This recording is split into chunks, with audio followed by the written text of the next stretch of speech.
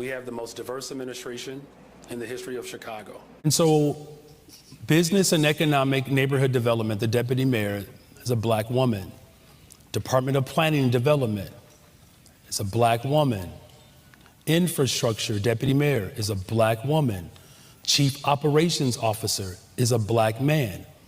Budget director is a black woman. Senior advisor is a black man. Sounds like a real diverse crowd of people there. Yeah, diversity is his strength. I can see this. This is good. Mayor Brandon Johnson, how's it working out for you having the most diverse staff members, spending all of your constituents' money on housing illegals, opening up schools so that you could facilitate more illegals, labeling your Chicago area as a sanctuary city, and stripping all of the citizens of their safety, and really bad things happening to them? What are some of the things that they have said about you personally, Mr. Brandon Johnson? He's a monster. Period.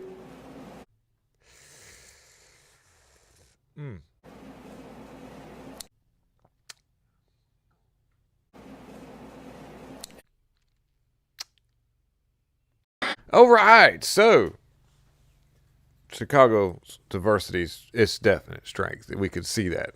We've watched many constituents just pound Brandon Johnson with the utmost disrespect. The ones that are non-white too, by the way, they're like, dude, you're killing us. We have nowhere to live, or everything's collapsing. But Ma'am, I would ask that you keep your, hold on a second, stop her time. Just a second. Some of y'all say y'all willing to go to jail for it. Trump, Tom Homan, make an example out this Negro right here first. Please come here first, because you know what? We're going to help you. We want a forensic. Ma'am, I would ask that you keep your, hold on a second, stop her time. Just a second. Stop her time. Ma'am, I would ask that you, if you want to continue speaking, you have to make sure that your language is appropriate, okay? All right. We got Alex. Okay, you can begin her time again.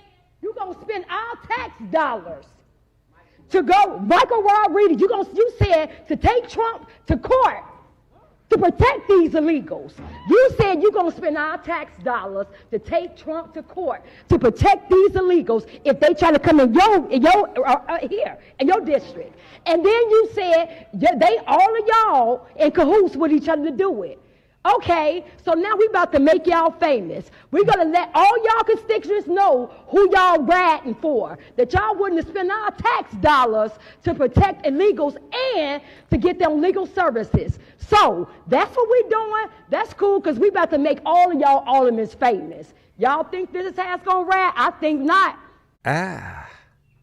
Oh, okay. Anyways, speaking of that, does anybody remember there was a White House leaker, a Pentagon leaker, that actually shown what the Biden administration was doing by lying to us about the military and what was going on with Ukraine? Well, let me show you this right here. Okay, so ran across this today, and it's the guy that, let's see if I can make this larger so you can see. But this guy here, his name is Pentagon leaker Jack TX sounds like an ATV. Jack TX 4-wheel drive, water cooled, 400 cc's. Anyways, it speaks out from the prison that he's been sentenced to for the first time, and he's like, he's. I'll kind of read the transcript a little bit here, but they're given a 15-year sentence, and I remember this. This was a couple years ago that he was like, do you know that your U.S. military is being deployed without your knowledge, and there's a lot of really interesting things happening with money that's going to Ukraine, and also there's a lot of cahoots going on between other countries to kind of destabilize the world to possibly get us into a thing called World War III. Yeah, that's the thing. 23-year-old said he's appealing this to President Trump for a pardon and what he calls for a politicized case under the Biden administration, and I believe it totally. Because what happened was he made the Biden administration look really bad. Made Lloyd Austin look like crap. Lloyd Austin is a doo-doo face. I don't give a dang what anybody says.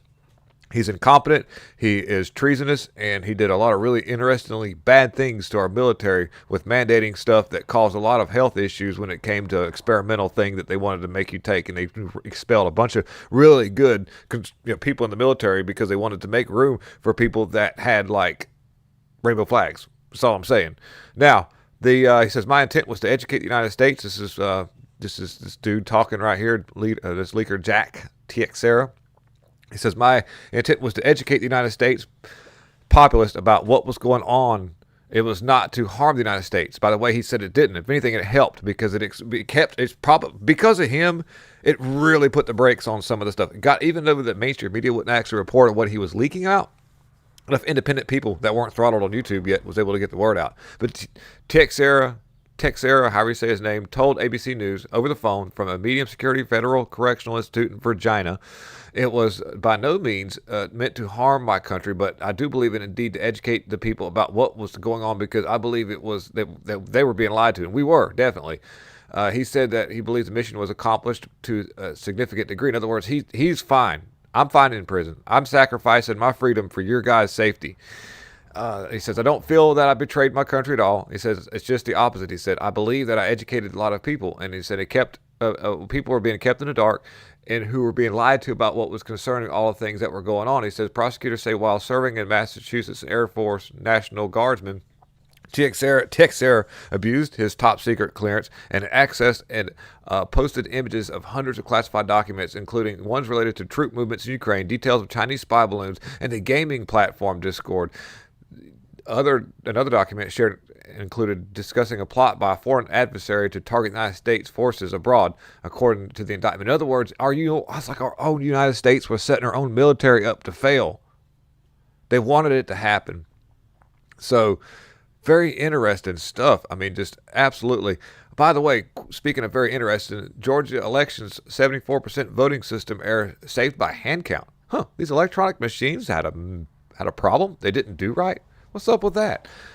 And they said they had to do a hand count and found out there was that was a huge 74% voting error in Georgia. And Georgia, too, by the way. It's kind of weird. Georgia's had a lot of weird issues with elections. Ever since they introduced Hollywood to go down there and start filming, much like North Carolina, you see a lot of problems with elections all of a sudden. It seems to be a thing. Get Hollywood involved in your states to start filming and using your state as a set background so that they can make billions of dollars to help facilitate their Smith months of modernization to act against the public with their propaganda television shows. Yeah, that's the thing. I ran across this as well. Sean Diddy Combs trial rapper Kid Cudi testifies that Diddy broke into his home and set his car on fire. That's some like Suge Knight stuff. And I ran across this too. I thought was pretty interesting. See if I can find it. Wow. Well, just more left violence. Florida woman attacks elderly man, elderly Trump fan wearing a MAGA hat, and then reportedly assaults the cops and is hit with multiple charges. Well, she got released from jail. Where was this at? Anyways, I'm trying to find. I got an article where it actually talks about how the deep state and the globalist system is being slowly dismantled. But all I can say is it is. It has to do with the... Oh, wait, here it goes, right here. George Soros. Yeah, this is good stuff.